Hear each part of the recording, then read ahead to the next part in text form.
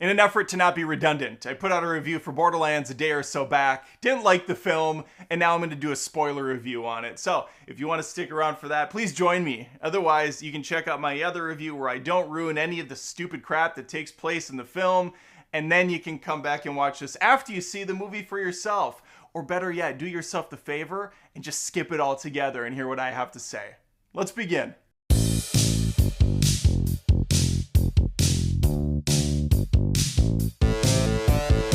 Borderlands is a sci-fi PG-13 movie starring Cate Blanchett, Kevin Hart, Jack Black, and some other people. They're all miscast. They're all incredibly miscast. It's almost amazing how far from the characters from the video game these guys are. And yes, Borderlands is based on a video game Gearbox developed. They also helped produce this movie. But I have a hard time believing they really even looked at the film before it hit theaters, because what in the hell were they thinking? It's also even more head-scratching that Eli Roth is the director. Not to say he couldn't make a good version of this film. There probably was one, or at least something closer to decent on the cutting room floor. And I have to imagine it was a bit harder on the rating. Probably an R-rated film with blood, gore, violence, excessive language, etc. Maybe not. This is all speculation. But based on Eli Roth's filmography, it seems likely that there was an edgier version of this movie, instead of what is essentially the Paw Patrol of Guardians of the Galaxy. Before I jump into the spoilers, if you wouldn't mind jumping into the subscribe button, that was a weird way of asking that, just hit subscribe, and then you will see more videos by me if you want to. Otherwise, do it anyways, just to see what happens. And you can even like the video and comment. That helps the algorithm or something. Who knows? Who knows anymore? This film is going to take place primarily on the looter-shooter planet of Pandora. This place is filled with the most disgusting, depraved, garbage individuals around, or as Cate Blanchett's character would say, it's a dumpster fire. Remember when people said that? I guess I still say it, but I'm old and out of touch. Again, subscribe. Her character Lilith is a bounty hunter. Keep in mind, Lilith is like 23 in the video games, so 55-year-old Cate Blanchett, not quite pulling it off. Granted, they did say she's been doing this for a long time, so they have aged her character up. Which makes sense when you're the first film in what would hopefully be a franchise, but absolutely won't because this movie is tanking at the box office. And again, this is going to be across the board. All these characters have been aged up by like 20, 30, or even 40 years from the video game. Why? I don't know. Lilith is minding her own business at the bar. She has collected a bounty. She's just having a nice drink when Atlas's goons show up and have a proposition marked "fuck you" for her. They want her to go rescue Atlas's daughter, Tiny Tina, played by Ariana Greenblatt. She has been whisked away to the planet Pandora by Roland, played by Kevin Hart. We actually see this riveting prison breakout when Roland shows up. Tiny Tina's in a cell. He shoots a bunch of people in a hallway. He conveniently runs into Krieg, who breaks out of one of the other prison cells while this whole thing's going on. They become friends in like 4 seconds. Roland's like, hey, you wanna like team up and bro out? And he's like, yeah, we do that. And that's their character development. So Lilith, after killing 3 or 4 goons for really no reason at all, just to show how edgy and cool she is, I suppose, accepts Atlas's offer because he pays her a whole bunch of credits on her little digital intercom thingy-mabobber. And she is also sent to Pandora. What's fun about Pandora is they mention like 50 times in the course of 2 minutes that there's a massive vault, a secret vault on this planet that everyone's been trying to get their hands on. That's fun because it reminds me of another video game TV series that just came out on Amazon Prime called Fallout. And that was so much better than this. And it was rated R, and everything tonally matched up with the game, with the vibe it was going for, the locations, the characters, the clothing, the dialogue. It all worked really well in Fallout. Watch Fallout and not this. Lilith boards a bus where we get this whole vault spiel. It's kind of pointless, and then she gets dropped off, and conveniently Claptrap finds her, says he's been lying dormant for like 30 years waiting for her to return home, because it turns out Lilith was born on Pandora but left at a young age. You know what? I can't wait to see where this mystery goes. I'm sure it's going to unfold in a very logical, sensible way, and not be completely out of fucking left field. It's going to be completely out of left field. Claptrap informs her that he's impervious to damage, which is true, and he's also annoying beyond all belief. Jack Black is voicing the character. I freaking love Jack Black. I've liked pretty much everything he's ever done, sans this movie and this character. His voice is annoying. He's got a voice modulator, which is enhancing everything and just giving it an obnoxious sound. And I get that that's the character. It's supposed to be like that, but there's a way to do it and make it funny. Just ask Steve Urkel. Lilith shows Claptrap a photo of Tiny Tina and demands he track her down. He does this in like 2 seconds. He's like scanning, beep, boop, beep, beep, beep. Got her location. They head over to Tiny Tina's place. She's hiding. She pops out. She tries to kill Lilith almost instantly. And eventually Krieg and Roland show up and we have a fight. It's all very mediocre at best. It looks like shit though. The CG, the background, everything looks really fake. It screams reshoots, which I've heard that it's had a lot of reshoots, and that doesn't surprise me. This movie reeks of Suicide Squad. Not The Suicide Squad by James Gunn. I really like that one. This one feels like Suicide Squad. Just a complete mess. The characters don't gel at all. The dialogue is stiff. It doesn't work. The only thing missing really that separates them is it doesn't have 18 pop songs jammed in every 5 seconds in this one. There are a couple, and they do feel out of place, but not enough to say, yeah, these are one-to-one films. I think I would rather watch Borderlands over that pile of shit, even though that gave me Harley Quinn, which I will forever be grateful for. It gave me Margot Robbie's Harley Quinn. It also gave me Jared Leto's Joker. So they cancel each other out.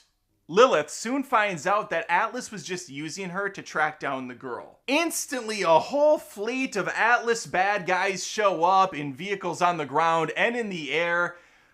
They were just around the corner, apparently. And also, what? God, it was convenient that Lilith had a robot on Pandora that activated as soon as she landed and could show her exactly where this girl's at. This leads to a terrible chase scene where Roland drives them through this piss valley and through the mouth of a giant creature. We're also introduced to a character that works for Atlas named, I don't know, I think it's Nox. But that could be completely wrong. That could be a different character altogether. I think it's Nox. She has a terrible haircut. I just remember that much. And she apparently has a history with Roland. I've only played a couple of the Borderlands games and they were not for the plot. So I don't know if this is a carryover from the storyline from the video game, but I'm almost positive they never explain what the hell's going on between her and Roland. Because they clearly have a relationship. Claptrap obnoxiously points it out several times, but I don't think they ever actually explain what the hell was going on between these two. Maybe they do. Maybe I blacked out or got up, went to the bathroom, looked in the mirror for 5 minutes, questioning my existence altogether before deciding, yeah, I'll come back to the movie, only to find fucking Lilith turning into the Dark Phoenix, but we'll get there. After they go through Piss Valley and Tiny Tina throws a fit because she got piss in her mouth. By the way, Tiny Tina, she's actually good in this movie. I found her to be lovely. She was funny. She was putting it all out there. While everyone else looks like they are sleepwalking through their roles, especially Kevin Hart as Roland. Actually, even Cate Blanchett as Lilith. Cate Blanchett's a phenomenal actress. I think she was up for an Academy Award for her performance in Tar. I don't remember if she won or not, but she was freaking awesome in that movie. Good movie, by the way, as well. So watch Fallout and Tar instead of this. I don't know if my mic is picking this up, but there's a guy just going to town with his weed whacker outside. That's not a euphemism. It's coming in loud and hot. Maybe it's not going to pick up. We're going to move past it. We're going to hope not. Oh my God, what happens next? What happens next? I don't remember. They go to this crappy city. They put on masks, but Roland's instantly recognized by some loser friend he worked with. Well, friend. He tries to turn Roland in, but fan favorite character from the video game, Moxie, shows up. I don't remember if she was a fan favorite, but I think she was part of an expansion pack or something. I'm only slightly familiar with the games. 1,000 apologies. She's played by Gina Gershon. Because every character in this film is played by at least a 50-year-old. What is happening? These should be the ages of the characters after they've milked this franchise for like 8 movies. Not the first. What in the fuck is this guy doing? He sounds like he's right outside my window. I guess Casper the Friendly Ghost is outside because I don't see anyone, but I hear it very loudly. We're going to push past it. The room's already echoey enough. I'm not happy with this setup, but this is what I have to work with. Where was Moxie saves the day. We go up a secret elevator shaft and we meet Jamie Lee Curtis's character. Jamie Lee Curtis, of course, spry, youthful, energetic Jamie Lee Curtis. They know their audience for this film for sure. She plays Tanis, a scientist of sorts. She has a history with Lilith. She gave her up to a band of thugs. That will be a reveal later in the film. I'm not going to waste my time getting to it later. We're going to talk about it now. She was handed off Lilith from the mom before the mom died, and then she kicked that kid out the door as fast as she possibly could to carry on her mother's work in secret. And that work is to find the 3 keys that open the magical vault. And so that's going to be the focus of the rest of the film, going after the vault keys. One of which is underground, surrounded by a bunch of psychos. Psychos are the dudes that wear the cool masks and no shirts and set each other on fire and just are all around trash bag people. This is going to lead to an incredibly riveting scene, sarcasm, where the characters have to sidestep over some scaffolding so they don't fall into some mutagen pond below. How long does a person need to weed whip for? Are you mowing the lawn with your weed whipper, sir? Is he mowing his lawn with it? This is going to have to go on the rant channel. Hey, if you don't know, I have a second channel, Adam Does Rants, where I bitch up a storm about the dumbest first world problems imaginable. This might be on the docket. I can't even concentrate. I don't want to do this again later. Okay, Claptrap gets shot up a bunch by these psychopaths while the others get through unscathed, and they make their way into a room full of crates, stacked from bottom to ceiling, full of paraphernalia, whatever, I don't know. And Lilith finds it immediately. It's bizarre how fast she finds it, but we don't have time to question anything in this. We'll save that reveal for the final act, and it is a doozy. This leads to the one and only cool action sequence in the whole flick, where our whole team works together to dispatch a bunch of psychos as they enter the room. Lilith has these cool double guns. She's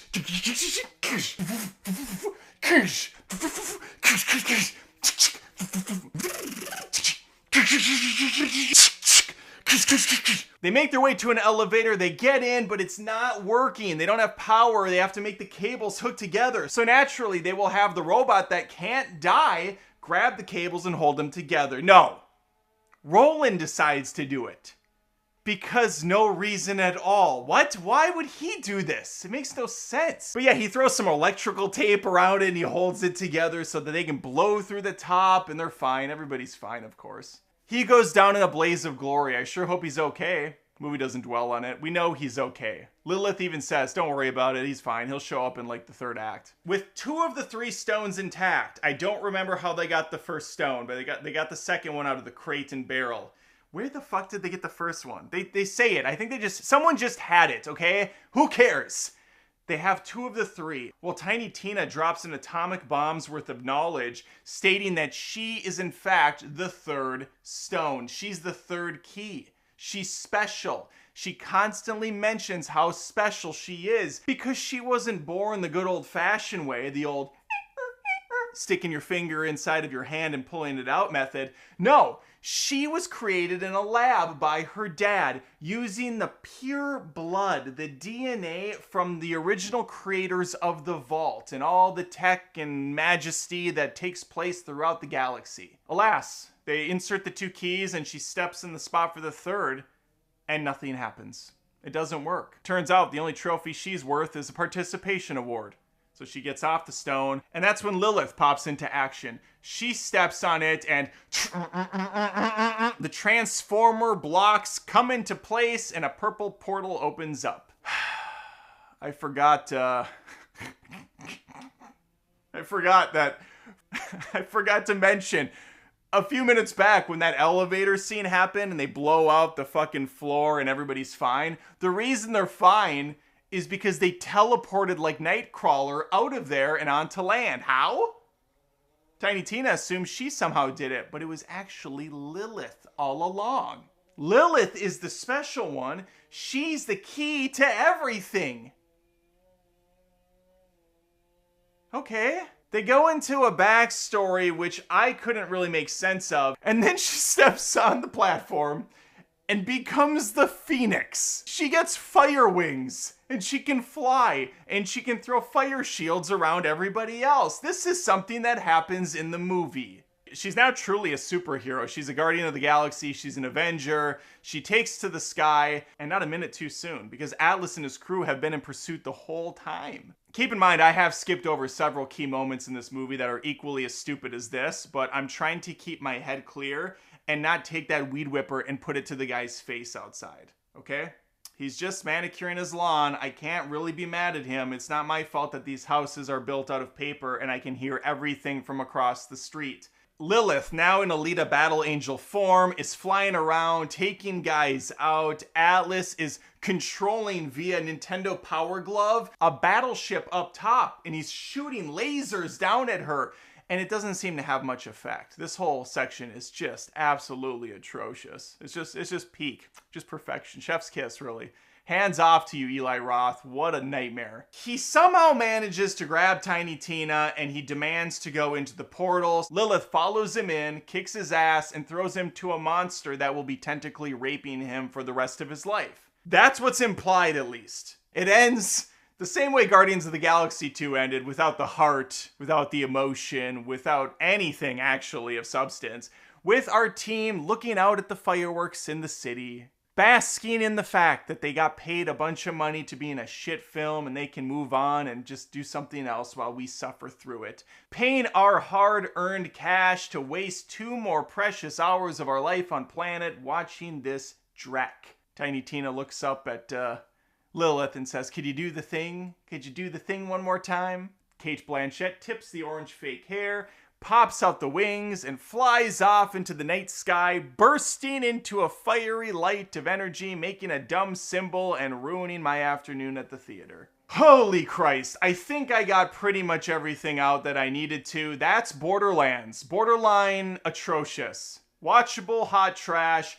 For the first 2 acts, you can put it on and just kind of like mindlessly watch and go, wow, this is pretty bad. Kind of like Suicide Squad.